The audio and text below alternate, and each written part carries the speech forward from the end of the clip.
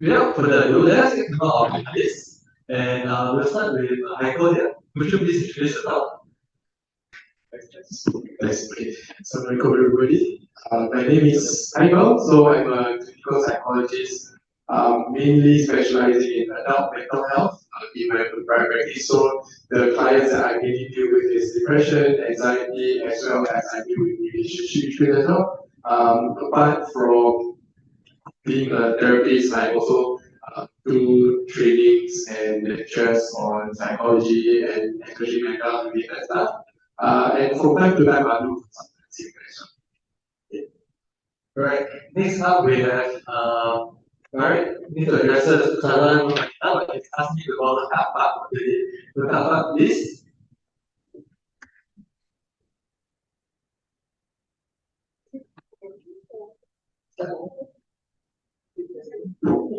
Okay. Assalamualaikum everybody. You can call me Kak Fat, mainly because I do outreach to youth mainly, and I like to be known as Kak them. So I am ERS certified. I can still I'm also teaching Islamic psychology and counseling in Zuri. It's a private Islamic institution. Besides that, I'm doing freelance counseling, mainly to youth population as well. So most of the time, I'm juggling between motherhood and doing what I'm passionate about, which is mental health and outreach.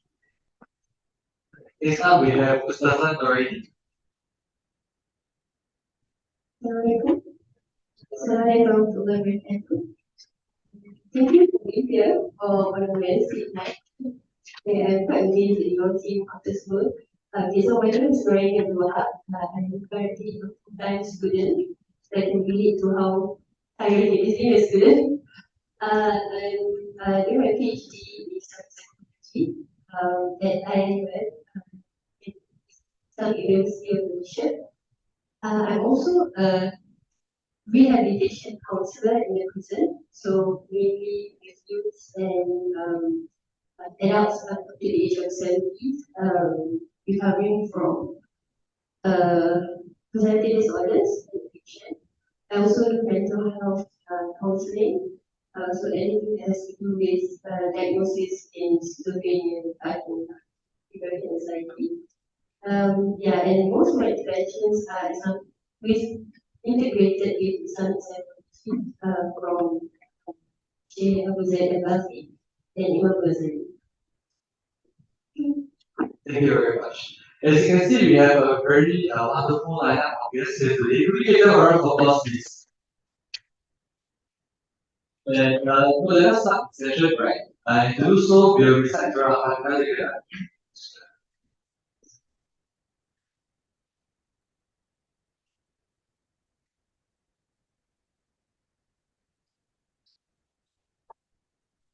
So for today, let us be able to listen with an open mind, a sincere heart, and more importantly, know that we leave today's discussion a better Muslim. May Allah all guide us to the truth and the straight path. So, next slide, please. Alright, so what we have for you today is a word cloud. So could I get everyone to actually scan the QR code on the screen, and we would like you to share with us what's your thought, or basically what does mental health mean to you?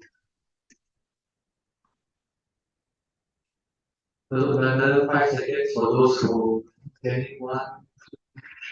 One more. Okay? Got it? Got it.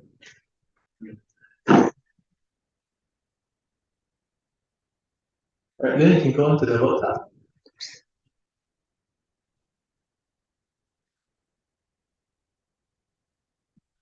Alright, so we are seeing, so okay, what does mental health mean to you? Okay, do you answer first?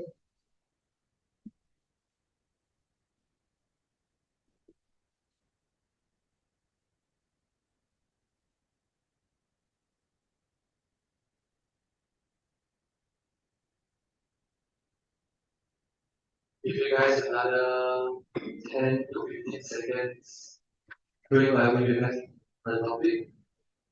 Okay. So I guess the biggest one you can see is peace. I think a lot of people believe that having good mental health means being at peace. Apart from that, tranquility, which is basically very similar to peace. Some people say the state of mind, well-being of mind, a lot of mind words here as well. And but someone also mentioned survival. And we have other things like depression, being neglected, and so on. Okay, for the next part of today's session, obviously the first part of it, we'll be having a group discussion. So we'd like you to get your pen and paper ready. No, you can actually use the ones in your goodie bag. So take a look at goodie bag and actually make friends as well as right? And for this, we will get what will facilitate this segment of the discussion.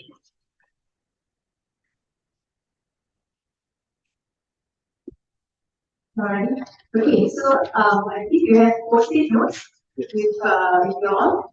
So you guys are grouped together in one group already. So in your post-it notes, please, if possible, with open mind and without judging other people's or other group in the group.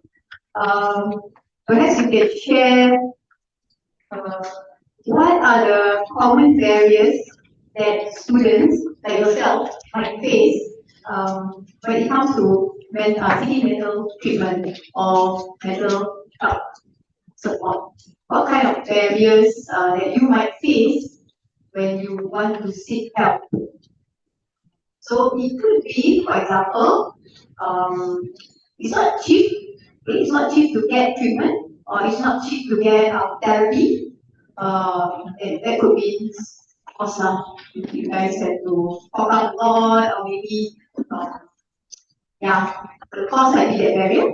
So what else do you think would be that barrier to, or what's stopping you from seeking help, seeking support? What's stopping you from getting that help? For students in general, or maybe yourself. So if you don't talk about yourself and maybe the section of students are what you face, or what are the common barriers people might associate getting help, seeking help with. Okay. And so to give you guys maybe about 15 minutes shortly. Could we invite our listeners to the next video?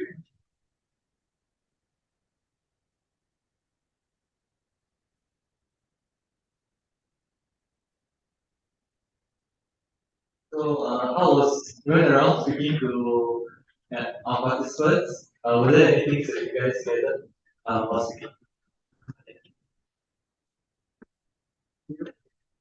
So what I'm hearing from the groups that I was in is I think one of the big barriers that people face would be the lack of clarity of what is a mental health issue, right? As I was sharing that, because with let's say fever, you have a thermometer to say that yeah, I got fever.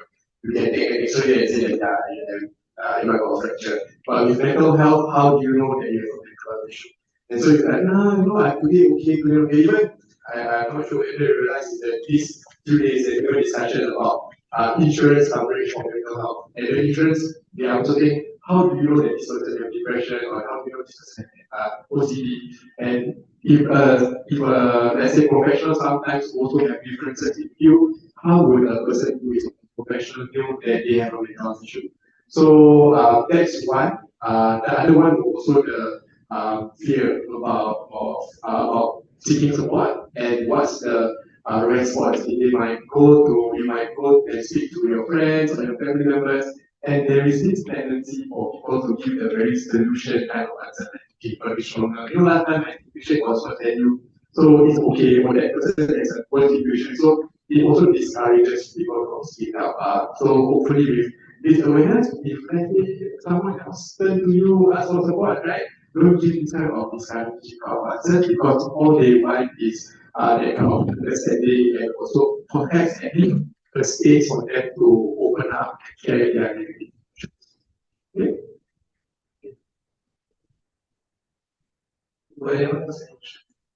What I hear from some of the groups that I went to, the tendency of downplaying emotions. You know, if you get to talk to somebody about it, and similar in terms of giving solutions in pain, and people might we must be strong, we must be able to cope with it. It could be expensive as well. It takes so long to get that help, and then really it just tahan the own. Yeah, so that could be a barrier. I think that another one thing is that Haikal mentioned about whether it is big enough to get help. Or maybe I can hold on to it for a while. I can find hoping I hope to big resources to deal with it. So similarly, we're hearing the same thing. As soon as time, that getting help is time consuming. So besides the fear of going or getting help and then getting worse after it, there's also the not time and not knowing actually when is the right time. I think my next question would be with us to like seeking mental health. What kinds of feelings and emotions are considered aspects of mental health, and how does like mental health affect the overall well-being? So like to give a bit of context, mental health is also linked to physical health one way or another, and sometimes it could manifest itself in terms of chest pains, headaches, gastrointestinal issues, and so on, right? And sometimes we might find ourselves actually going to the doctor to treat those physical conditions without realizing the link that it actually is a mental health issue that needs to be solved. So how do we deal with that? Okay, I will look into answer the question. So one, it could be a physical health issue. I will answer that one later. But what are the emotions associated with mental health? And a lot of times, the emotions associated with mental health tends to be negative emotions. So the anger, the anxiety, the sadness, people say that okay, that is not a negative emotion. They are not good for you to have, right? You have to overcome that.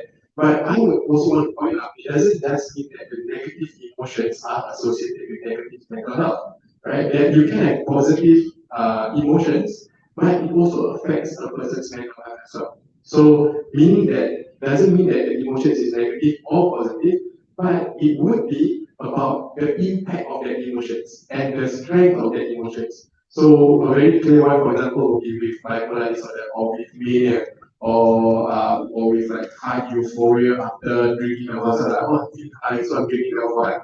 Okay, so you all probably don't drink, right? Example, right? So if you have all these kind of negative emotions or positive emotions, and it becomes too strong, it impacts your ability to function, that's when it becomes an issue. So it doesn't mean that if it's positive, it's happiness and so on, then there is no mental issue. And I like, if I like what you mentioned as the word cloud just now, the top two words were peace and tranquility. In fact, that's what, at least for me, what I try to achieve with my clients. Because when clients come to me and ask, what is it that you want? You say, I want to be happy. But being happy is just a momentary state, right? If let's say for some reason, that you got some letter saying it's on a scam saying that, well, you get yourself a Tesla and get $1 billion in your bank, like a real one, you'll be happy, right? But after 5 days, will that happiness level still stay the same? Instead, what they are trying to achieve for is peace. So it doesn't mean that happy means good and too much happiness is unhealthy as well. How about with the impact of on the physical health? So how do we differentiate between physical and mental health conditions?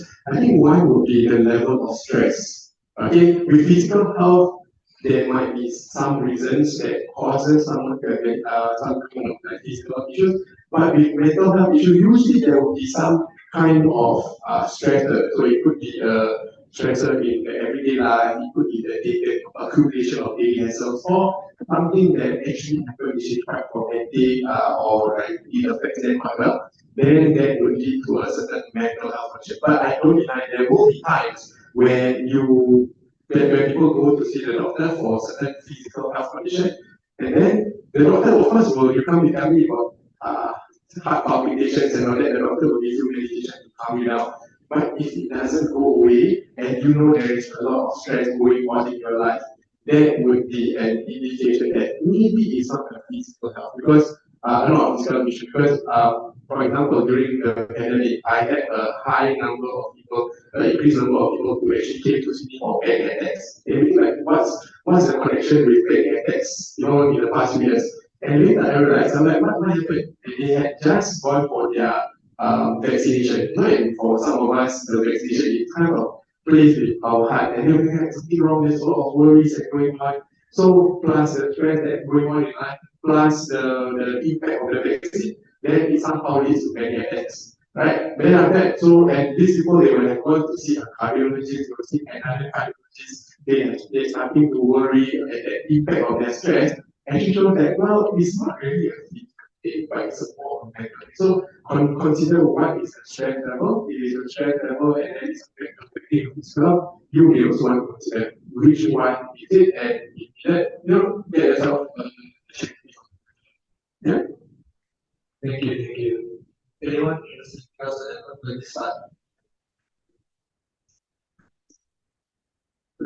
I think I want to add one because of stress level. There's a theory in psychology called diathesis stress model, in which there's a combination of nature and nurture, means your environment and also what genetically you might be predisposed of. So, for example, we know that disorders can be manifested if you have history of family who have the same conditions as you, and some more with the environment of you being in stressful conditions, trauma when you were younger, so you have high chance of developing such stress up. So in terms of knowing these patterns in your family, knowing your own threshold, that might also help you to prepare yourself better. Yeah. So like to summarize what you were mentioning, firstly, it's like when you talk about the emotions that people feel, it's not good to have too much of everything, right? And at the same time, when you feel that there's some physical symptoms and you find that it's not going away, perhaps take a step back and try to assess the motivation, environment, to see if there's any impact on your physical health. Right? And on your end, you also mentioned that perhaps it could be even something genetic. Right? And the follow-up question that I have is for Ustazah Nurfadhilah is, could you share a little bit more about the concept of nafs, akal, qalb, and ruh, and how they impact our well-being? So you saying that you say common. You first because this is something not discussed open. So hopefully you get what I mean, and I may not be very articulate. So hopefully if you don't get it, it's fine. But I'm just sharing what I learned. Right. So feelings and emotions from this perspective comes from the heart. So we call it the color. So feelings and emotions are actually being, so the heart is like an interchange which produces feelings and emotions. Mental health, when you talk about the mental side person, that comes from your heart. So the thoughts that you have, the sentences that goes through your mind, are things that were being taught to you. When we came into this world, we were born into this world, there was the ruh, the spirit being blown into you, and that brings you to life. When you became alive, what is awakened in your physical state is something called the nafs. Okay? So you have the nafs, which is something that was awakened with your physical state. So the nafs is something that carried with it predisposing conditions. So temperaments is in the nafs. Desires, ambitions, personalities, your characteristics, these are in your nafs, which are being awakened when the ruh is being blown into the body. Right? So the angel comes and blows the ruh, and your nafs is awakened. So your nafs is a natural being which Allah explains in the Quran in Surah Shams, when he talks about the sun and the moon and the universe and the mountains, and then he mentions وَنَفْسٍ وَمَا سَوَّاهَا. And then he tells you, after he tells you to look at the sun and the moon and how great these things are, he mentions, look at the nafs, to say that this is a significant creation of Allah. It's not something that we belittle or something that we abandon or we forget or we become unaware of, but the nafs is something that you have to pay attention to, as much as you pay attention to the sun and the moon and things like that. So, and the ayat follows with فَأَلْهَمَهَا فُجُورَهَا وَتَقْوَاهَا. And the nafs has been pre-ordained with a way to know when it's doing good and when it's doing bad. So فَأَلْهَمَهَا, it has been ilhamkan. In your nafs, there's an ilham that knows when it's doing good and when it's doing bad. Right? فَأَلْهَمَهَا فُجُورَهَا وَتَقْوَاهَا. قَالَتْ أَفْلَحَ مَنْ زَكَّاهَا. Verily, successful are those who nurture the nafs. قَدْ أَفْلَحَ مَنْ زَكَّاهَا وَقَدْ خَابَ مَنْ دَسَّاهَا. And you will feel failure, or you feel lost, or you feel like you have, you are empty when you have abandoned your nafs. وقد خاب من دسّاها. And failure, the person feels failed when you have abandoned your nafs. Right? So, how do we nurture our nafs? That is when we have the akal. So the akal is something that is being, when Ustazah Nurfadhilah was talking about nature and nurture, so nature is your nafs, nurture is what is being taught to you. So everything in your akal was downloaded from your parents. So you learn, you have sentences in your minds from your parents, from your teachers, from the people around you, from your friends, from what you read, from the music you listen, or the new movies you watch. That will influence how the akal thinks. Right? This interchange between the akal and the nafs, so there's an interchange. So you will find your nafs reacting to your akal.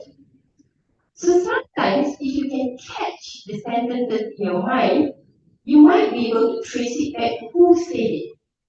And most often, it's our parents' voices, our parents' sentences inside our mind.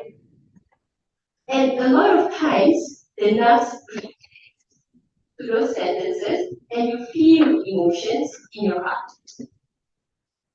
That's when we see alignment or conflict between the akal and the nafs, and it's the heart that reacts to it. Right? Yeah. And when the heart reacts, then you get things like palpitation. You have things like your heart beating very, very slowly. You have your body reacting. You see, the heart is the one that drives the blood into your mind and into your body, and that's where you have the reaction between the two.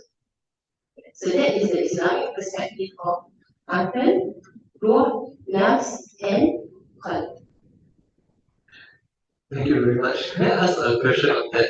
Because I guess the technical answer is the one, you always say the Ustaz say, you have to control your nafs, don't follow your nafs, don't give in to it. So that, I guess, paints nafs in a very dark light.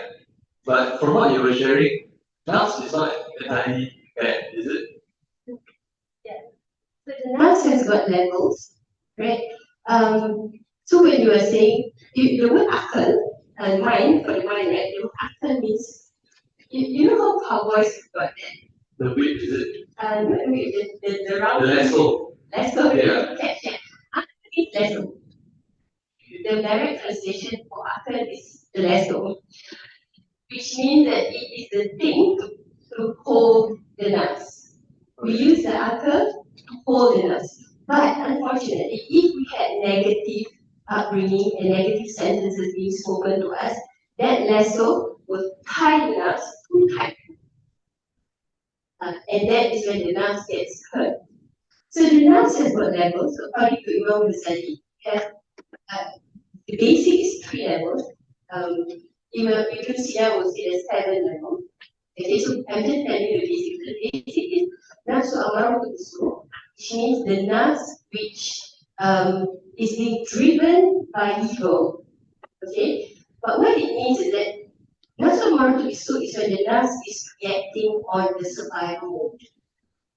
So it's natural inclination, and then it will hold on to the heart, and it will control the body, and it acts in fight and freeze and peace manner. So that is nafsu amaratul bisu, meaning a very childlike behavior. So children are basically nafsu amaratul bisu. Imam Ghazali also used the word nafsu haywaniyah, which means animalistic kind of nafs, which is reacting very in a survival mode, very much in a survival mode. So it goes into fight, and freeze, and it's usually children doing that. Right? When the Haikal is being activated, which is around the age of 21 to 25, it means you fully develop your brain. That is when you start to notice the conflicts between the mind and the heart. And we call that, and that conflict is very extreme. So it's a do or die, win or lose, I pass or I fail, there's no in between. So the nerve goes into the stage of lawama. That means the self-criticizing nerves, which is where the Haikal is constantly criticizing the nerves. And then you learn to cope with it, you learn to find peace with it, and at some point you reach the age of 40, but a different part of your brain is being activated, which is where you are able to find your or you're able to find your purpose and the meaning of your existence in this life. And that is hopefully a stage where we learn ihsan, where we learn to have hasan, we learn to have compassion and gentleness and graciousness towards our nafs. And that is when we start to develop something called nafsu mutmainah. Mutmainah meaning we are able to be still. That means we can control our mind, the root, can control the mind and keep it still. And we are able to control our heart and allow the peace to flow through it in stillness. Thank you very much. Moving on to my second question. We are. What are the most pressing mental health challenges that individuals, especially young people, are facing today? So, for today's context, we see that there's a rise of a lot of mental health awareness, and the rise of attempts to overcome the stigma of mental health. I think we've seen advertisements, you go to the MRTs, or when you watch local television channels, you see all this. But the latest statistics show that 63% of Singaporeans in our age group, suffer from higher levels of stress and anxiety despite this. So, what are the most pressing issues? Okay, Bismillahirrahmanirrahim. Okay, I would say that for youth, especially teenagers, because normally symptoms of mental illness appear when they were younger, okay, and it get deteriorating as they grow older, and if it's not being helpful. Okay. So when I was a counselor, I noticed that anxiety is one of the commonly conditions that teenagers face. Okay, most likely because it's the phase where you just reach puberty, there's hormones going on, chemical imbalance in your brain, and you need to follow your parents and their expectations about you. So a lot of changes happened when you were a teenager. So according to Erickson, he was the founder of social emotional school for developmental psychology, right? Yeah. So he believed that if you don't go through that phase successfully, it might impede your next stage of young adulthood and then towards adulthood and stuff like that. So if you don't address that anxiety when you were younger, you might feel it now more prominent, and and it can affect your studies, your relationship with other people. So anxiety means you might be having that fear of failure, having fear of losing something that you attach to, that worry that you can't control things. So that worriness, having that fears impede you from doing your best, and although you might know that you are good in certain things, for example, sometimes because of, again, the nerves downplaying you, you feel that, oh, I'm not good enough. Maybe you start comparing with other people, and that again affects your mental state. The way you process your thought, negative thinking start to go around in your mind. Okay, so I would say anxiety is one of the commonly facing issues as singles right now. Yes. Yeah, I'll add on and agree with what Fadila said that anxiety is a big issue. In fact, I would say as a psychologist, that's one is my area of specialty, and secondly, that's what I do see clients as well. And part of the reason why anxiety is an issue, I think in the local Singapore context, we are just somehow groomed or taught to be prepared, like to know what is going to happen in future, right? When you're young, they ask you grow up to become what, right? Even when you start becoming adults, until you go for interview, they'll ask you, in 5 years' time, where do you see yourself? Like, I'm here right now, how am I supposed to? I need to plan. But you're always told that you need to plan, you need to plan. But the thing is, as much as we can plan for whatever, well, life hit us, right? There will be things that you can't really plan, you never know, and we are so used to like, okay, I need to be like this, I need to have this standards to meet and so on. And something happens, it just pull off our tracks. We be like, oh, I don't know what to do. Right? So that need for certainty is something that is stronger. And I think the other one that maybe not looking away from that from a diagnostic kind of perspective, I think another issue that is affecting the youth in Singapore will be the lack of connection. The lack of connection, because now everything is so instant, right? Yeah, you can have thousands of friends on your social media, but how many of them are actually true friends? How many of it can you turn to? And as a result, when there is this lack of connection, it makes us a bit more weaker or less resilient when there are stresses that's facing our life, because these connections are actually protective factors for us. So as a result, when there is certain stresses, and depending on the kind of negative thinking that we have, the kind of experience that we have, then we are also more at risk of depression, more at risk of other disorders of insomnia or anything like that. So that lack of connection is something that is also important, that people have to learn how to make friends, even with learning to build relationship. I think it's a very instant, like I meet this person, like already aesthetic, like can be my partner. So everything is like so instant and result, even when they get into a relationship, I sometimes I see people they actually don't have that connection because they go into a relationship because of their chemistry and their attraction, but that actual connection isn't there. And the result, it also leads to several challenges when people go through their life as well. Thank you. Thank you. Sorry, was thinking add. Sure. I think another one challenge that you're facing is also that sense of purpose and direction in your life. Sometimes you are confused of your role. You get conflicting roles of what your parents want and what you want, your own needs. And sometimes your needs might be, get blurred with the wants. So that's the part where you need to decide, your akal, your intellect need to decide whether it's really a need that you need to pursue something because it's good for you, or you need to follow the hopes of your parents. So sometimes the youth are facing this because they have limited say in certain big decision making in their life. Yeah. Perhaps could you also share, how does mental health fit with economics and why it's important for us students to know the implications? Okay, I would say, like I said just now, in terms of goals and purpose. So for you guys are going to workforce soon. Going to graduate and then thinking that you need to adapt in this very fast-paced, changing world. With others who might be experienced in the work sector. So that anxiety will be there.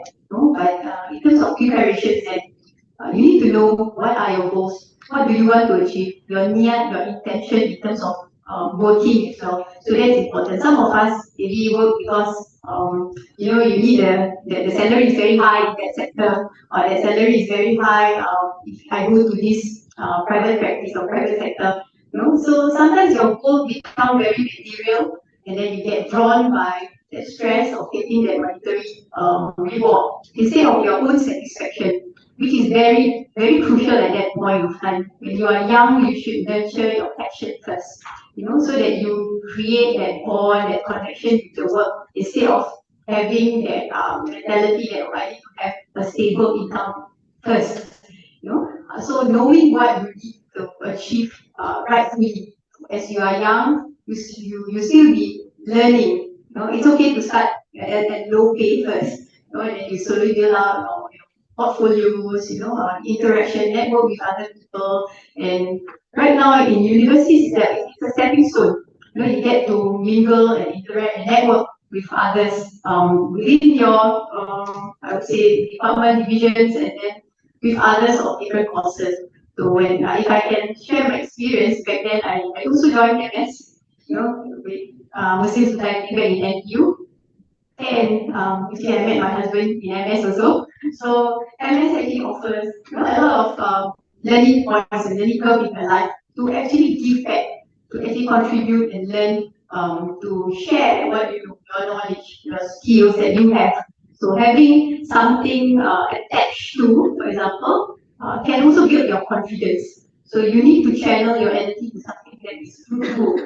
So this is like a practice for you before you go to workforce. Because workforce is very busy. You need to clock in your KPIs. You won't have time to socialize so called. So this is the time actually when you are young, you have that energy, learn as much as you can, contribute with whatever knowledge that you have to others, so that that can be that motivation for you to pursue your strength, your goals in life, inshallah. Something to add on, Ustazah? Yeah, I just want to summarize. I mean, what they have said sort of reminded me of this verse in the Quran. This surah, this chapter, an entire chapter in the Quran, which is Surah Al-Asr, which is, it means that this is the surah about time. And I'm going to give you a different perspective of what they normally did, right? So the ayat goes on to the regime, by time. So whenever Allah tells you, mention something like one nas, and then he says one asri, he's telling you, pay attention to this, give some thought to this, right? And then he says by time, in an insan alati khusr, very by time, then insan is in loss. Time makes the insan feel lost. Okay? There's a different interpretation for what we always hear, but just give it some thought. Time, in another hadith, Rasulullah says, Allah is the Allah tells us that I am time. I am time and space. I am in the fifth dimension. Right? So we are living in a tree, which means that we are being limited by time. By time, verily, the insan. So here Allah mentions human. He didn't say nafs. He says insan, which means you who forget. You who forget your purpose and your meaning. Right? Will feel lost when you put yourself in an equation of time. When you mark yourself, I have to do this by this time. I must achieve this by this time. This is when I know that I'm perfect. When you put expectations on yourself and you put it with time, in an instant you will feel lost. So we have been living our life putting expectations. Then also you have to achieve this by this age. You have to get a certain salary by this age. Any expectations that you put on yourself, you will feel lost. إِلَّا الَّذِينَ آمَنُوا, except for those who believe in what?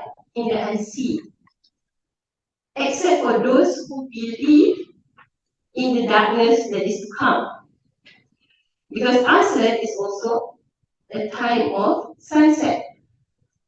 And by nature, human beings, when we are faced with darkness, we will feel scared.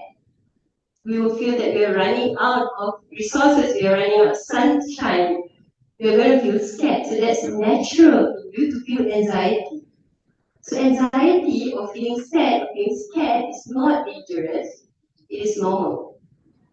Emotions are normal. And to believe that in the darkness there is light. إِلَّا الَّذِينَ آمَنُوا. People who feel safe. Aman, the word aman means safe. The only people who will feel safe is those who will feel safe in darkness. Okay, so when asked by sunset or by the evening, by time, in an instant, of course, human beings are going to be feeling lost naturally, right? Whenever they have an expectation, whenever they feel that they're going to go into darkness, except for those who believe that in the darkness they will survive. So if you're sad and you're miserable and you are anxious, but you know that I can survive this. I can make it through. When you're failing in life, when you're going through heartbreaks, and you tell yourself, I can make it. I know I will get over this. Okay? So إِلَّا الَّذِينَ آمَنُوا وَعَمِلُوا الصَّالِحَاتِ. And those who do good. So she was mentioning how we need to give back to the community. So mental illness, in our perspective, I was sharing that before I was in the community intervention team under MOH, we do assessments for mental health and personality disorders. How we define a person needs help is when they're dysfunctional. When they are unable to get out of bed, when they have lost motivation, they tell themselves, oh, I'm so lazy and can't function, that is dysfunction, that is when you need to seek help. So, إِلَّا الَّذِينَ آمَنُوا وَعَمِلُوا الصَّالِحَاتِ. So even when you're miserable, you're feeling broken, you still go and do good deeds. وَتَوَصَّوْا بِالْحَقِّ. And those who have, like she said, social support. When you have social support, you have people who remind you who you are. Who are you? Your personality. When you are able to be who you are, not what. So being who you are as compared to being what you are, what the expectations are of you. If you can maintain who you are through the darkness, through the light, inshallah you'll be safe.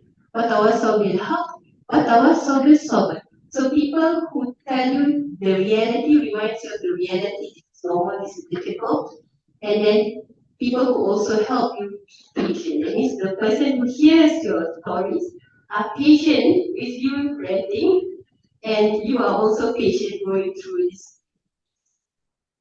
Thank you very much. I think it's quite profound how it was brought down 1,400 years plus ago, it's still very applicable in today's society. How we are trapped in that rat race and hustle and bustle in life. It's very important to maintain connection with people. Not just, I think screens are the default now, right? But going beyond screens and actually even contributing to the community around you, that's what keeps you healthy. And at the same time, of course, not forgetting that you are not alone, right? There's always someone watching over you. And with regards to the Islamic perspective, right? Um, you know, how can Muslim students correctly integrate mental health? How can they participate in reducing the mental health stigma in their communities or at home? And I think the context behind that is, sometimes our families or people we know, right? They might associate mental health with you not being religious enough, or they might believe that mental health issues are a test from Allah, and you should just go on with it and overcome this test, right? How do we deal with it? So mental health in the Islamic perspective is very much similar to the physical health. So in the past, we didn't separate mental health and physical health. It was just one, and it had an interlink between the two. Right? So how do we? Sorry, what was it again? How do we? So like how do we I guess reduce the stigma within our Muslim community? Okay. So it's only in the so in the past we were able to accept individuals into the community, and we see it as something which was natural. So and we in an Islamic perspective we give time for people to heal.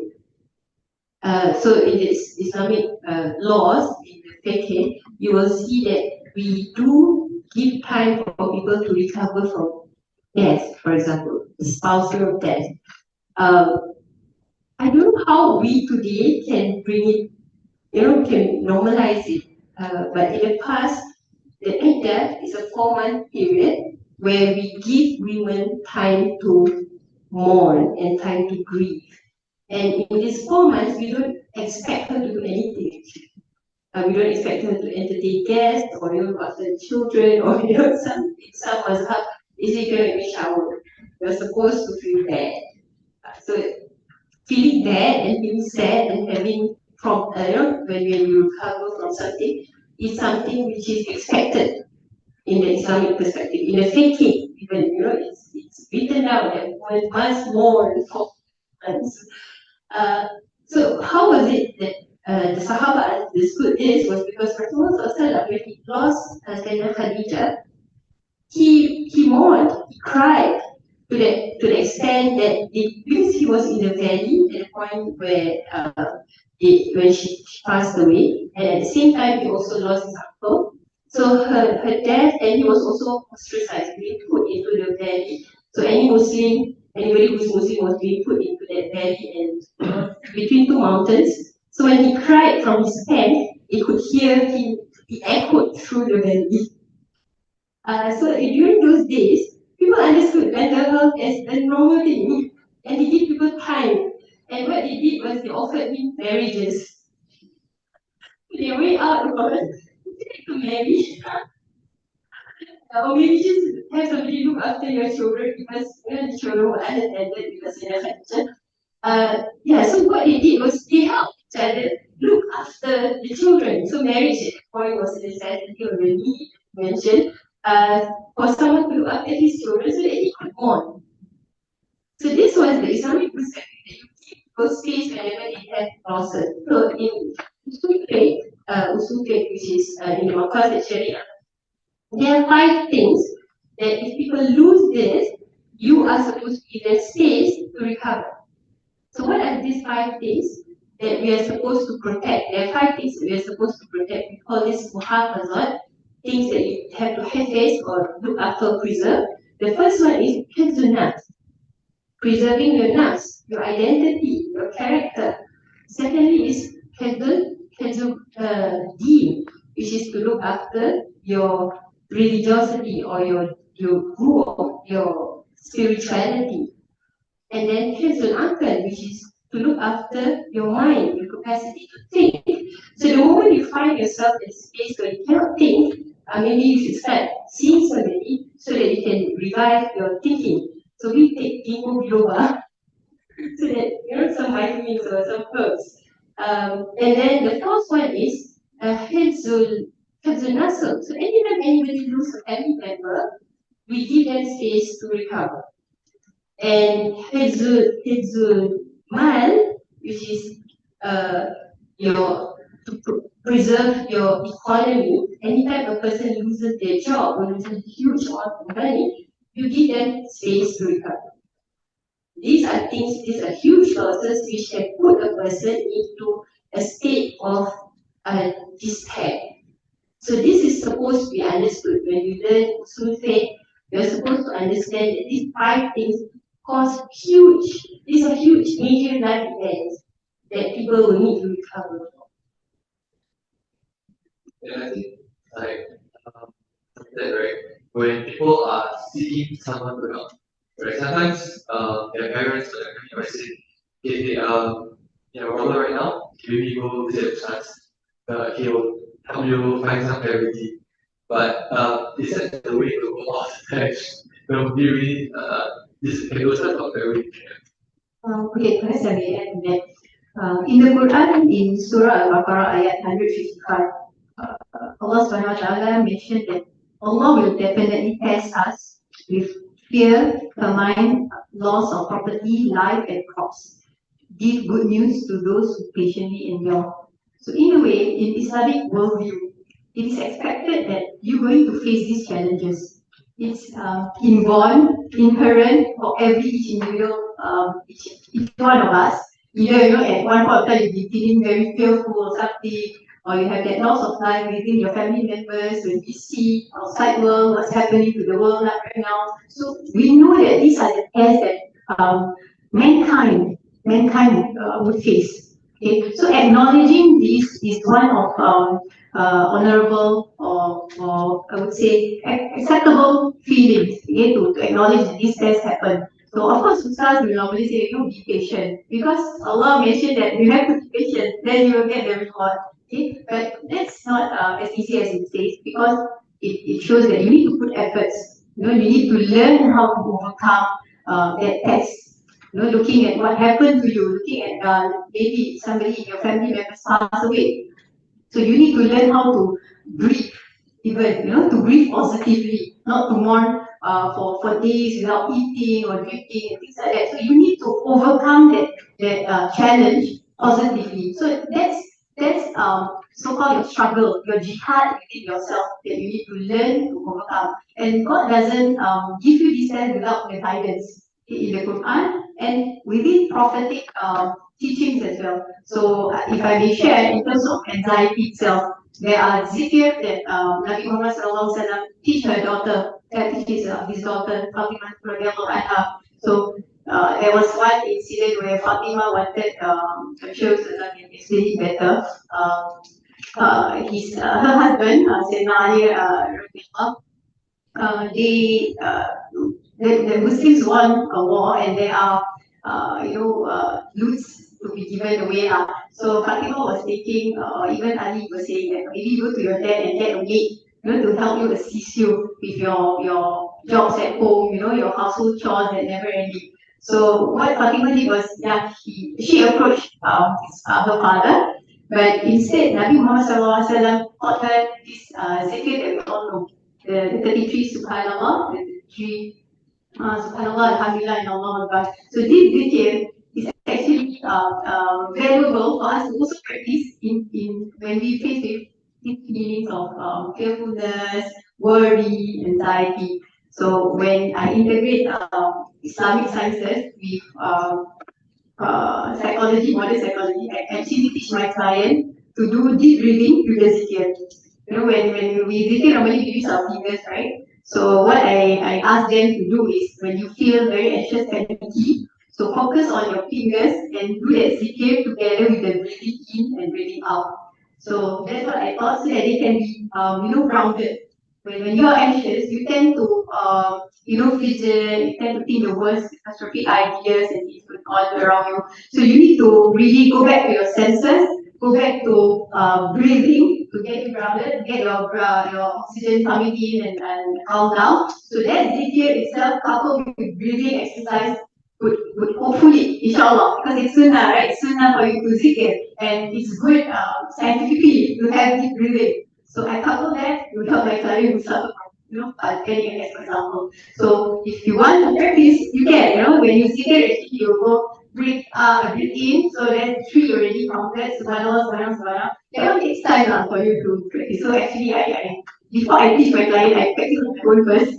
When I after salat, so subhanallah inside my mind. Then I go down, breathe out. So when I go up means breathe in. When I go down, breathe out. So that moment, having that momentum can calm me down. When we pray, we are asking Allah for that peace and tranquility. So that helps when you also having that kind of uneasiness. Thank you very much. Well, I'm gonna ask, right? if let's say we're trying to encourage or convince the Muslim community to, how do we convince them to seek mental health help in addition to the religious help? Yes, because I think okay, for students maybe in our age we see the importance of it, right? But let's say if they want to convey this message to their parents, right, or relatives, how what's your advice? Okay. So to combine what I did share and to that question as well, one thing that came to my mind, there's this theory, this concept in psychology, and the name of the concept that I share with you, you will figure out, this is like a mistake that all of us make. And this mistake that we often make in psychology is called the fundamental attribution error. Right? It's fundamental attribution error. So what's the fundamental attribution error? So if let's say, okay, if you come late for a I'm supposed to meet you for lunch, right? So you come late, right? You come maybe half an hour late, right? What would your response be? I will apologize first, And then why are you late? then I'll give a reason why I was late. Why are you late? The traffic, Okay, I woke up late. right? And then if let's say I'm meeting you for lunch, I am the one that's late. You see me coming late, right? In your mind, what are you thinking? Hmm. Must be the traffic, poor guy. Yeah, I'll try to think as best as I can. Right, usually, but usually we'll make this fundamental attribution, right? This guy, this guy got problem, right? So when it comes to ourselves, right, there's always the reason why we have this mistake, this lesson. But when it comes to other people, it's because of it, right? And that is what we call the fundamental attribution error. Okay, if something bad happens, okay, if for me, because of other situations, if it is good, because you look at elections, people who win elections, what they say, because I am, my plans work, I was able to engage with people. But when they lose, gerrymandering social media, they go and blackmail me and all that. So that's that fundamental issue. And this also applies in mental health as well, right? When a person has mental issue, this one, the problem is with this person, right? But we don't consider the situation. And the situation is usually, remember I said just now about stress, because of the situation, because of the stress, whatever struggles that they go through, therefore, it would sometimes it makes sense. That's why you have depression. That's why you have anxiety. And with to encourage people to seek mental health support in addition. So I'm not saying that don't go to your ustaz or ustazah for seeking help. I think that's fine to do that. They would probably be able to provide that necessary that basic support. I would say basic support. But beyond there'll be beyond a certain level where you may not get the kind of support that you may want from the ustaz. And the more ethical, I work with ustaz as well, the more ethical one, they will acknowledge that, yeah, I think you should go and see a mental health professional and all that. But it doesn't mean that, okay, because it's certain ustaz name, okay, then they can help. Right? They probably will be able to help to a certain extent. Even if you ask me, I'm a clinical psychologist, but if you come to see me and say, Haikal, or this person, right, he's presenting issues of autism, right? I will tell you, I do deal with this person, right? Does that make me a bad psychologist? Well, I guess I'm not a comprehensive one, but my areas of specialty would be depression, anxiety, relationship, right? And to a certain extent, schizophrenia, psychotic. But if it's in another area, then I would have that ability to select no. And I do trainings with religious leaders, just to start sometimes churches, all that they call me as well. And this religious leaders, they are trained, right, to provide that basic level support. But if you feel that if there is something more, then there is no harm, no shame getting that support from a professional. Right, and yeah, avoid making that fundamental attribution, right? If you see someone say that, yeah, I got diagnosed with diabetes, and this one because your iman is weak, that's why you got diabetes. You don't do that. But with mental health, somehow that happens a lot. And I always start tell people that it's not true, right? It doesn't mean that because you have a certain mental health issue, then you need to see an ustaz because then the ustaz will come with increase your iman. I mean, I'm not trained in religion, but I do sometimes get people who come to me very religious, it's weak, and what I tell them is I say that, when Yusuf was thrown into the well, what happened to his dad? His dad cried, right? Cried until blind, right? So does that mean that you're saying that prophet has very weak iman. That's why you cry. Because like, and in fact, if I was there, I would probably diagnose him as having depression, right? But then you say that, yeah, depression, then this person can money, but you look at the situation, right? Don't make that fundamental attribution error because this person has mental issue, then there must be something wrong with this person. Thank you. So what I got from the idea of the fundamental attribution error is like you only see yourself, but you don't see other people. Correct. Okay. And I think for my final question, in the interest of time, because you like want the Q&A, okay, I'll ask the question now. When is mental health considered manageable, and what are some tips to overcome them on our own? And in what circumstances are they critical, and what would be the first steps to address them? So when is it manageable? How can we deal with it on our own? And when do we say it's critical, and how do we address it? Open to. Right. So when is mental health considered manageable? So as long as you can function, as long as you are eating and showering and you're going to work, in the clinical perspective, this is manageable. But the moment you find yourself procrastinating, find yourself not showering, not brushing your teeth, do see someone. That's a part where it's a critical point where you need to see someone. What are some tips to overcome them on your own? So just now, Fadila was saying about some zikir, right? So if you're able to do that, salat, the moment you see yourself missing salat, that's an indicator that you are already spiraling. The moment you are leaving your salat later and later, that may be an indication that you probably are spiraling. And some tips at a point, because I'm coming from when I talk about Nas and Akal, catch your thoughts. So in terms of there's a hadith there's a ayat which says that isbiru, okay, be patient. That means isbiru means you make yourself patient, okay. Wasabiru, and then you have to be patient with your nafs, okay.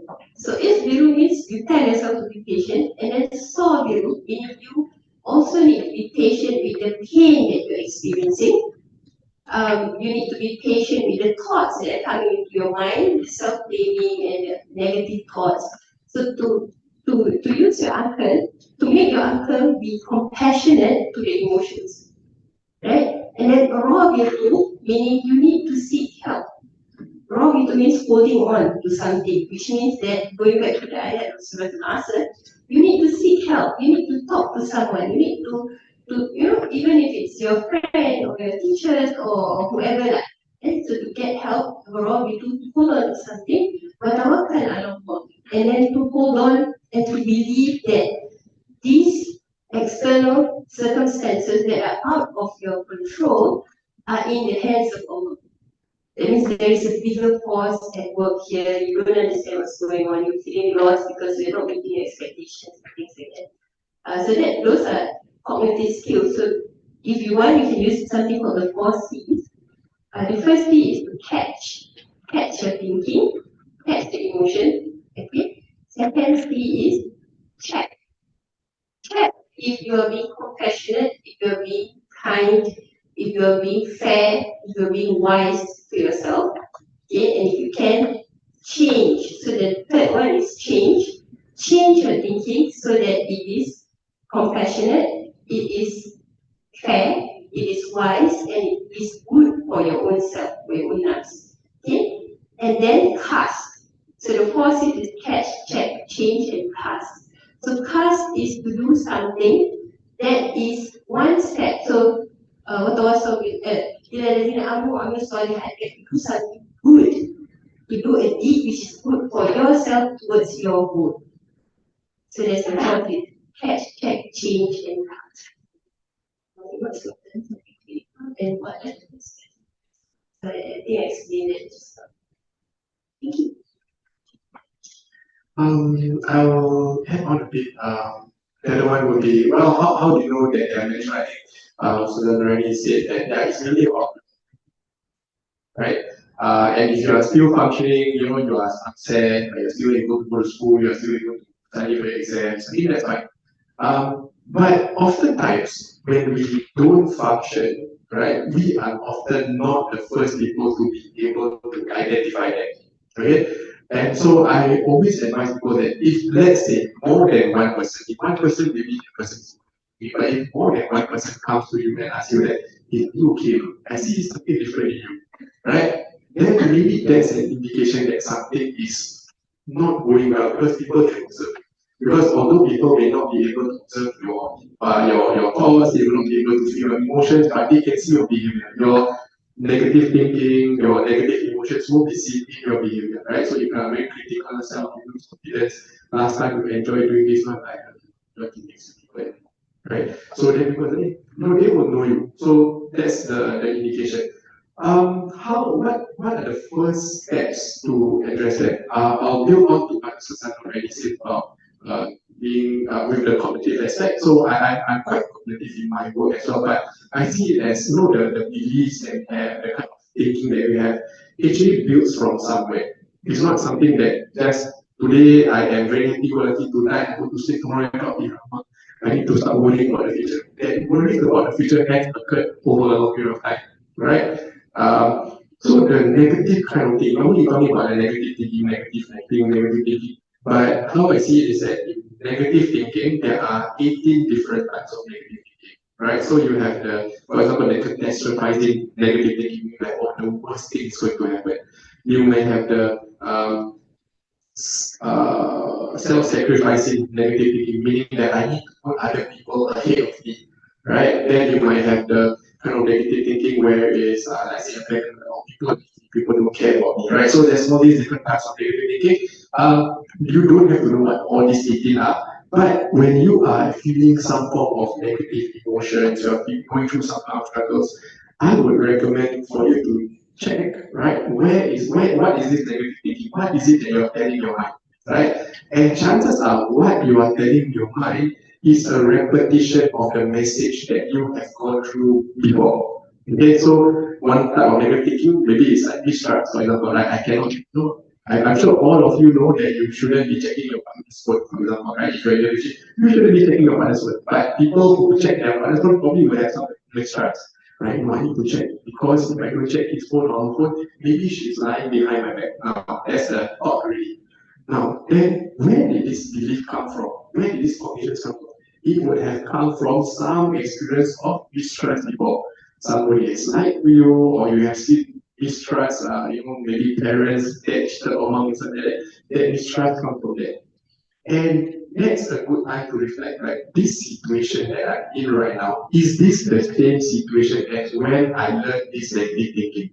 Because if you can take yourself away from like, yeah, there is a different situation. Yes, I want to protect myself, I want to check my partner's word, right? Check your partner's word.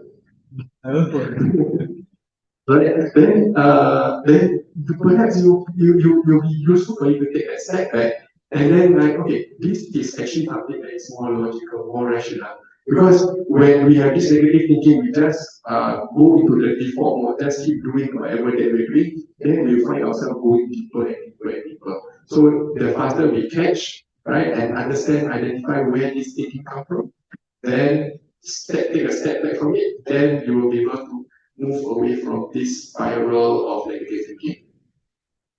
Thanks, Haikal. I think, in the interest of time, we'll move on to the Q&A segment.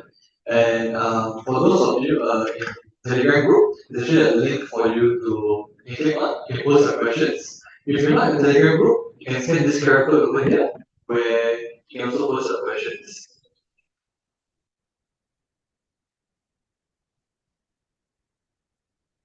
Yeah, I think I learned quite a bit in this panel discussion. Actually, thank you very much for your insights and sharing. I mean, I do hope to apply them in like the fall seeds. I don't know about it before, but I think it's really something that can all adopt one way or another. Can we move to the slide, please?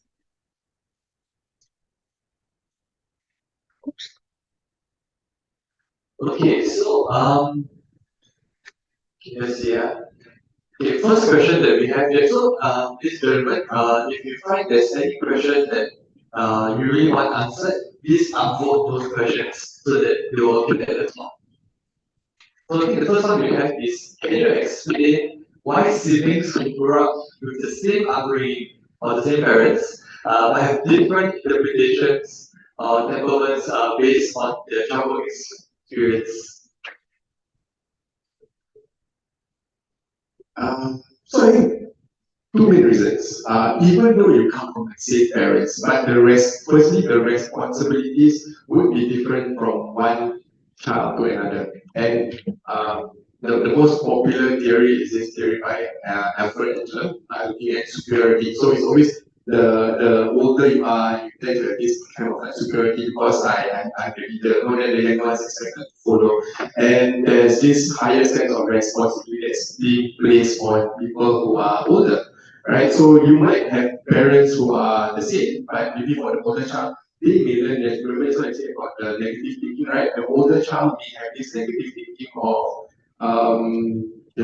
self-sacrifice because I'm older, I need to protect my sibling, right? So I need to put other people first before me, right? And then so when something bad happens to other people, they feel a sense of, "Man, it's my fault, and this is something that I can do." But for the younger child, like maybe the younger child, I'm going to give very extreme, but the younger child got more entitlement, right? So same parent, one self-sacrifice, but the response will be different. The other one would be, it could be the same treatment, like as much as the parents try to give that same kind of response or same kind of treatment to the child, but there's also the child's temperament as well.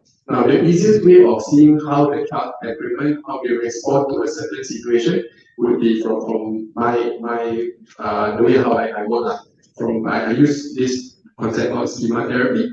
So a person will either avoid, surrender, or overcompensate. So let's say if a person goes with, let's say in a relationship, let's say parents, mom and dad always quarrel, the dad always cheating on the mom, and the child learns, okay, both girls are right, they learn that no, they cannot be trusted, right? One person can overcompensate, right? Because men cannot be trusted, I must make sure that I find the right guy. I must make sure I need to do this check. I need to, do this and do that before I finally think that okay, I can trust this guy. You might have had the sibling whose temperament causes her to surrender. So you know what? All guys cannot be trusted. So Imana, right? And then that will lead them to different paths as well.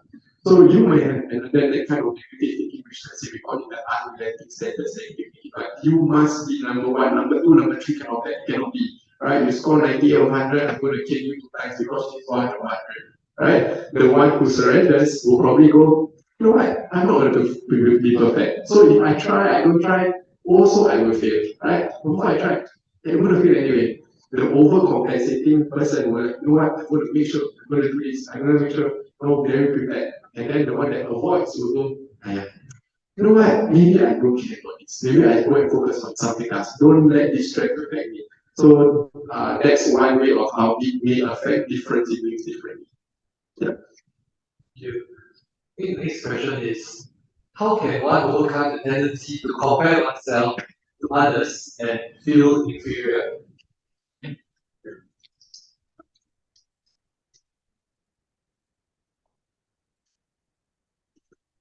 Okay, I think this goes back to our own personal strength.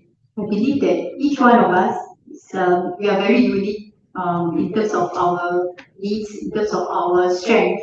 So if we were to compare, let's say, I'm not a clinical psychologist, I'm a counseling psychologist. If I were to compare myself, that we should be like Haikal, that he's more famous, for example, then that will deteriorate my mental health.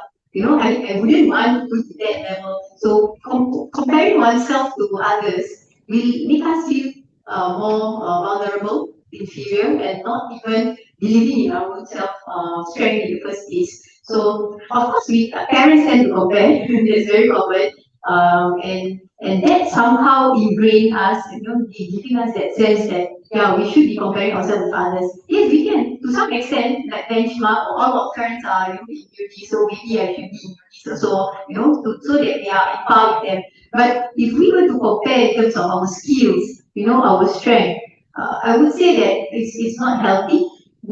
We are created different. In the Quran also it mentioned that we are created different in terms of abilities, we are created different in terms of gender, so we get to know each other.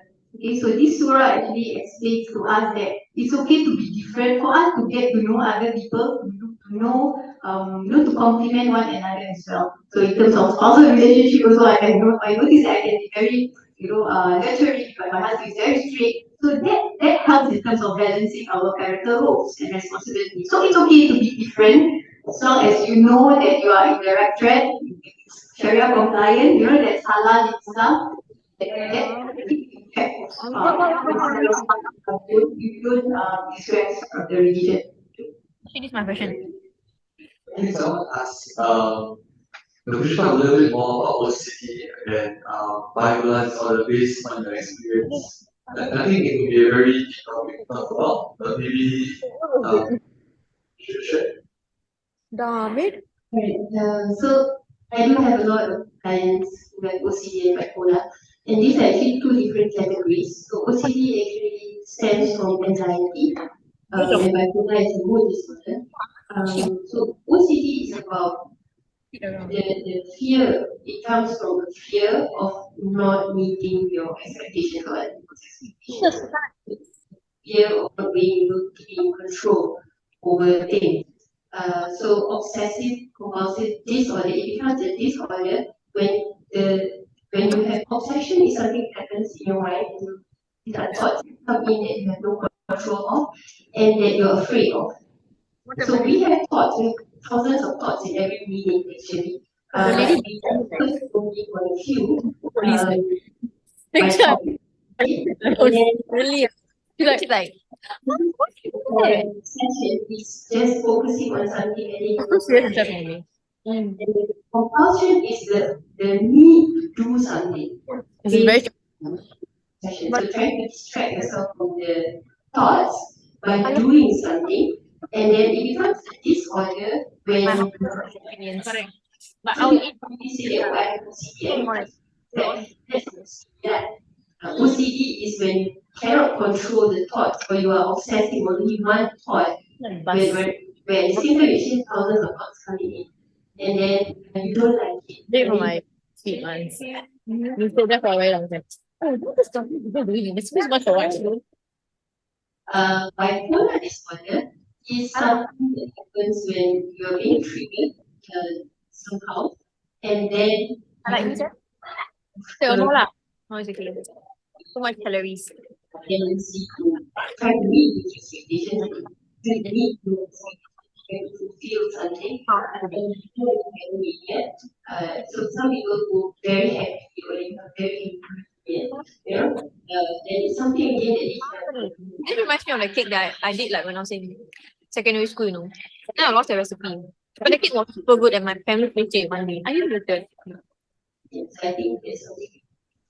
Yeah, maybe what I like to add, right, like Ustazah already says, with OCD and bipolar, they are very different disorders. I would generally organize mental health issues into two different categories. One category will be the very psychosocial based disorder, and then there's one that's more biological based disorders.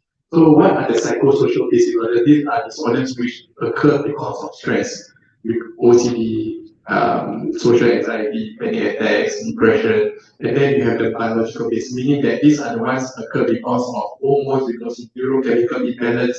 So with bipolar disorder is somewhat neurochemical imbalance, like schizophrenia. Yes, schizophrenia, there is some form of stress which triggers the schizophrenia, but there is a high risk, high research evidence of heritability for schizophrenia. This is very biological based. So for biological based disorders, when they come to me and say, hey, Haikal, I got bipolar disorder, Haikal, I got schizophrenia, my main question with them is, are you seeing a psychiatrist? Because, well, I can help you cope with the stress, but I cannot let the voices go away if you have schizophrenia. I cannot help the mood swings, right, to be regulated biologically. So you need to get psychiatric help. But if it's depression, anxiety, then that's something that, well, first line of defense actually that we are being recommended, the first line of treatment would actually be taking talk therapy, psychological support. So I think that's the main difference between these two. Thank you.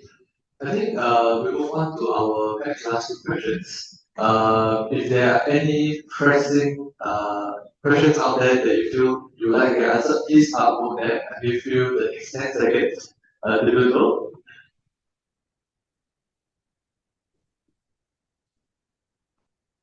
Okay. We have how to get parents or those in traditional cultures to take mental health seriously or seek help. I think it was mentioned earlier, but perhaps if you would give a summary of how we should answer this question. Well, I agree with traditional culture. To actually seek help, it means to acknowledge that you are not able to provide that or to cope or to provide that support, right? So when your parents they are like, no lah, I don't want to seek help or that, I think it's useful to point out to them that there is certain distress and certain dysfunction that they are going through, and it's not going to help them. And what I find useful as well is to point out that these struggles that they have been going on for months, years, right? If you have been struggling for 2 years with this, let's say, things mom passed away, right? You're still like that, until now you're still like that, right? What makes you think another 6 months is going to help you? Because 2 years has already passed. So that's what I'll point out that there's and then it's also because for them to like, okay, yeah, I'm having that struggles and then it means that they have to be vulnerable. It will also help if you be vulnerable as well. Like, look, I'm concerned about you, right? But at the same time, I don't know how to help you. So, I want to see you feel better, but I can't, right? I can take care of you, I can do this, but I can't, right? I'm very concerned. So, so when you express that concern, you be vulnerable, you show to them that it's okay for them to be vulnerable, you understand that vulnerability they have, right? Then there are certain steps that you can also take, right? Maybe help them with making an appointment, recommend them to see someone, and even this recommend them to see someone is useful to ask them what kind of person that would fit that. There are some people who go, guys, right? They go like, oh, I don't want to see another male therapist. I'm like, then I ask why you don't see another therapist, or usually my clinic and they ask, why you don't want to see another? It's weird, or talking to another guy about emotions, right? Or sometimes females they will make appointments for their partners and they say, I want a male therapist. Like why for themselves, no, this like why do you want a male therapist? Because my struggles is my relationship with my husband. I want to understand from a man's perspective of what's the struggle. I mean, actually it doesn't matter, but sometimes it gives them that assurance that okay, these are the kind of profile that I need. If they are from the older generation, probably they wouldn't want to see young punks like us, so probably perhaps you might want to refer to them to someone who's more mature. So this kind of small considerations will help them to taking that step forward, opening up their mind and possibly opening up to the possibility of seeking help. Sorry, can I know? Okay, so there's also a tendency in our Malay culture. I noticed this happening back then when I was in IBFS, so as a case manager.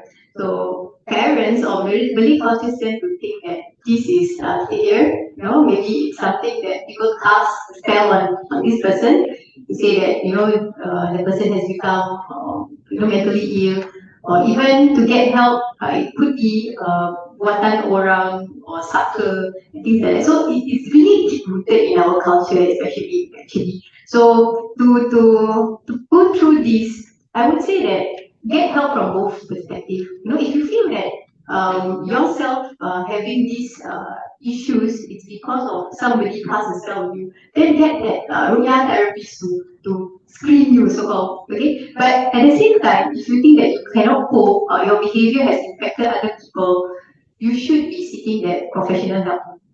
Both aspects are importantly crucial in this stage because you cannot be thinking that it could be biological reason or it could be something that people cast spell on you or even evil eye. It happens. It's real in stuff. So this kind of thing you need to have that protective factors inside yourself.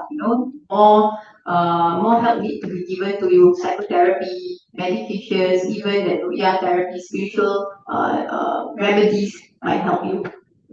And I think that's very close to the next highest voted question, which is how do you know if something is schizophrenia or comprehension? Right. So when I was with the community, prevention team, we go to houses to, go to homes and do assessments. So this is something that comes up pretty often. That either the police or IBFS would come and ask us to do this to check whether this is psychosis or is it possession. Doctors do this to us. So personally, what I find is that with possession, I don't know, for me personally, as a person who practice spirituality, not only religion, but we practice spirituality, that means we have to be very in tune with our ruh. It's a kind of sense. So for me, if it's possession, if it's a genie, then it's something we can sense. So it's just the sense of it lah. That means my goosebumps will stand or something like that. And I will have ayat or to play in my mind. This is my own, just my own, there's nothing clinical about this. And with schizophrenia, there are triggers. So if I ask the person, possibly there's stress leading up to it, or that something happened that led up to an episode of schizophrenia. But with possession, it's something. It's something like she said. It can just be eyeing, and then or something may have happened, and then there's this part where the nerves don't want to sit in your body. Okay, this is the Islamic perspective of it. So we have a nerves, right? The nerves who I was saying. So there comes a point where we have traumatized our own nerves. The mind, the akal is so criticizing that the nerves does not want to stay in the body, so it kind of sort of dissociates, or you no longer feel yourself and you're just functioning on another person's, like what is expected of you and things like that. And you no longer have a sense of who you are and things like that. And then what happens is that you become vulnerable to possession. That means hati kosong. Your heart is empty. You even though you practice, you are religious, you're not spiritual. There is a difference between being religious and practicing amalan, salat and fasting and things like that, but you are not spiritual. So there is a slight difference between that. And when the person does not is not there in themselves, you become vulnerable to possessions. So that's. Thank you. Maybe I'll add, if you want, I can add a good story at the end of it also. So for schizophrenia, right? There are certain risk factors that you will be able to see. I don't expect you to know that. But with schizophrenia, this disorder only emerges, okay? Maybe 99% of the time, it emerges between the age of 15 to 25, right? So when the person would already have that signs, that symptoms, that probably have been diagnosed with schizophrenia before 25, right? If for 40 years of his life suddenly got no suddenly he says, say he hear voices like that, then question mark lah, right? Because it's a biological disorder which gets triggered at that kind of age. The other one, this is where my whole story comes in, right? The behavior of a person with schizophrenia will be different from a person with possession. Okay? Because the person with schizophrenia, right, it's not true. They just have very extrasensory perception. Okay? So if let's say I'm speaking to someone who has schizophrenia, I'm like, okay, what's going on here? Right? And then the person will just go like, oh yeah, I'm seeing, for example, I'm seeing two devils in front of me right now. Right? What are they doing? And they just describe it to you, right? And they will just be rambling and talking, but even if they say that they see things and all that, they would not be interacting. It's just somewhere in their mind. So this is where the ghost story comes in. I did share it in a very popular podcast. If you want, I can point out to you. Yeah, they want to ask me personally. So there was once a guy who was referred to me for schizophrenia. and they were saying that he sees his late mom. I'm gonna fast forward lah. He sees his late mom in whenever in front of him. So I'm like, okay. Then when I interview him, like, no, does your mom know that? Like, do you know that your mom is passed away? Yeah, I know my mom has passed away. I was there when she passed away, right? But I can see my mom right now. I'm like, oh, you can see your mom. Like, what's your mom doing right now? Then he's like, oh, my mom is doing this and doing that. I'm like, oh, okay.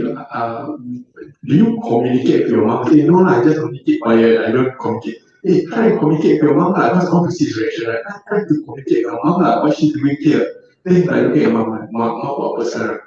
Then the thing was, I can see he was waiting for a response. And he gave a response and he said, oh, ma, gini, gini, gini. Then I'm like, okay, I was like, the feeling really like something's not right, right? Then after that, I was asking like, how about you ask your mom that question? Then like ask question, then I'm like I don't know lah, because this disorder has been very long standing in him. Until one time I asked him like, hey, can you ask your mom this? Until he told me right, mak jangan marah sekarang. My mom is very angry with you right now. Like why?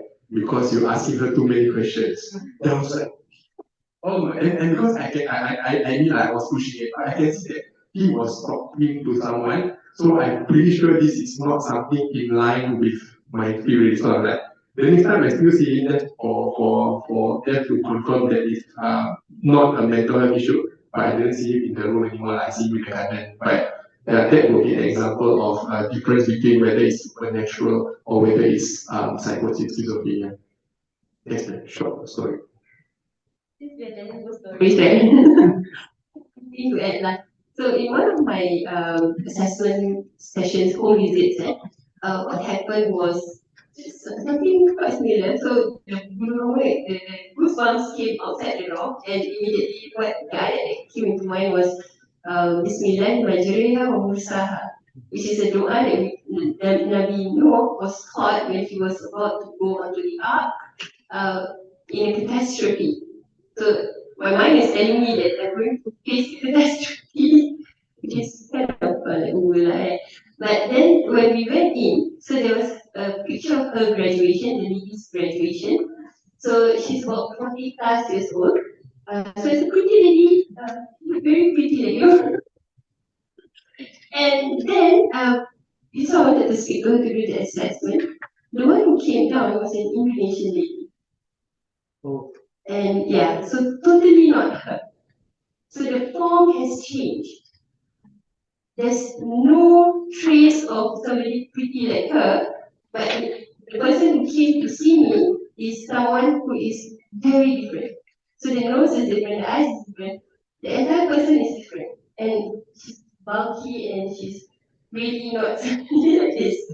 And so how I was asking the parents like, how long has this been going on and things like that. And it has been going on for about 20 years. So apparently it did happen somewhere after the 25th birthday. So what happened was that she broke up with someone just a week before wedding. And then yeah, so she has been grieving to the point of losing herself. So this lost herself, not able to go to work, nothing. So it started out as psychosis. But at some point, she just lost herself at night and something else happened. So when I spoke to her, she was actually a teacher. When I spoke to her, I asked her her name, she gave me something totally different, not her name. And when I asked a bit more about where she is and things like that, she said she came on a ship 300 years ago from Saudi to Singapore, and she has over 100 children. So this is not human. So it's only a genie. Yeah, so what I was tasting was actually a genie. So I went with my friend. By the time we left, we were feeling all sorts of body aches, and we went to the masjid first to pray. So that is the difference, which is quite clear. It's very clear. Thanks for sharing your experiences. And I think we're very happy to see everyone actively participating in the Q&A. Unfortunately, we have to end our session here. Before we conclude, I'd like to offer our panelists the opportunity for some final thoughts. Is there anything you want to say about the group? Haikal, will you go first? Well, I do hope you have significant takeaways from today's session and find it beneficial for you.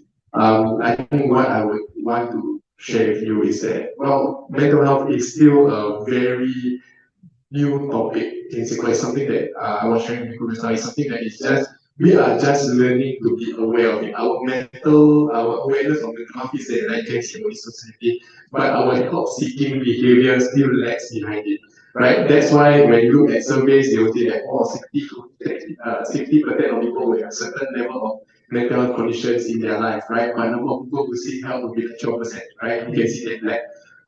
And I want to normalize help seeking, where because mental health is part of health, right? If you don't have good mental health, it will affect your physical health, it will affect your other aspects of your life.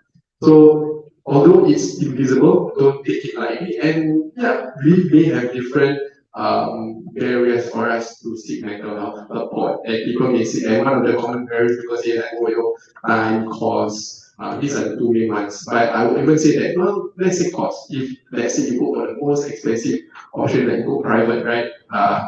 The most expensive, like don't go until the most expensive. I know there are some private practices that charge $500 an hour. I don't know what drink they give you.